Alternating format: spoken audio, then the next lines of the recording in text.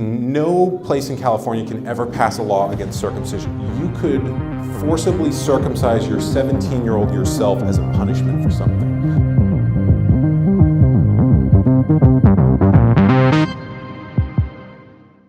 What year was the San Francisco initiative, and have there been any legislative successes anywhere in America?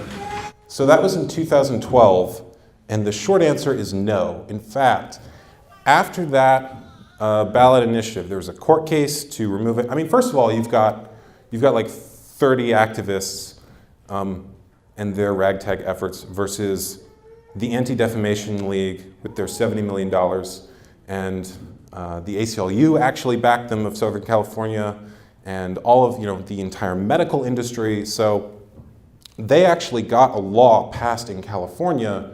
I think it's like AB 7. There's a couple numbers after that. I don't remember it off the top of my head. But basically, enshrined in California law is that no place in California can ever pass a law against circumcision. It is now legally protected in California.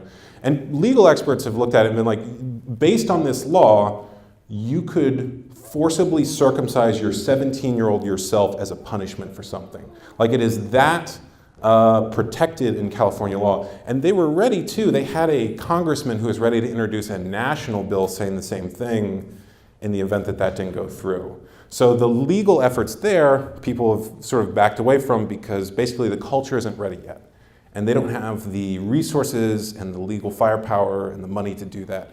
And in fact, the legislation that was used to throw out the court initiative, we didn't have time to get into it because it's like a legal technicality, but it was basically that cities and counties in California can't regulate medical practice, and it was a law that was originally created to stop local counties from passing laws against docking animals' tails.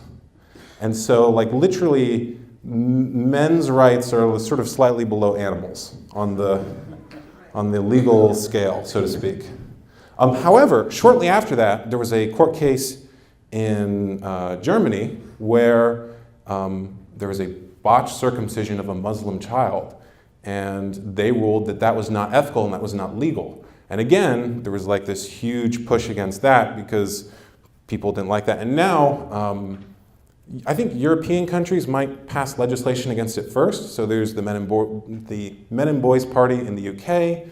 There's a party in Denmark that is working towards basically banning the circumcision of minors. And it's partially because European society doesn't circumcise. So they don't have, like, 90% of the population is intact. They don't have anything, any of the cultural biases that Americans have.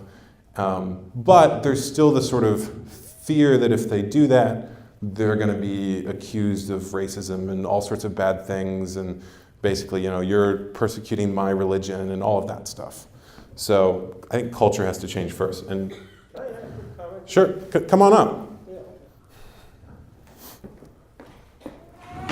My name is John Geisinger. I had a doctor's opposing circumcision. My boss is right here, so I have to behave myself.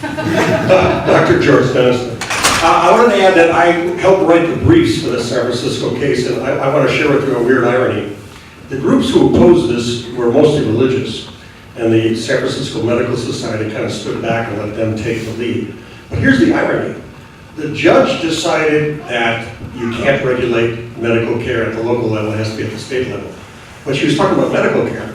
The groups who were there opposing the initiative had no interest in medical regulation of circumcision.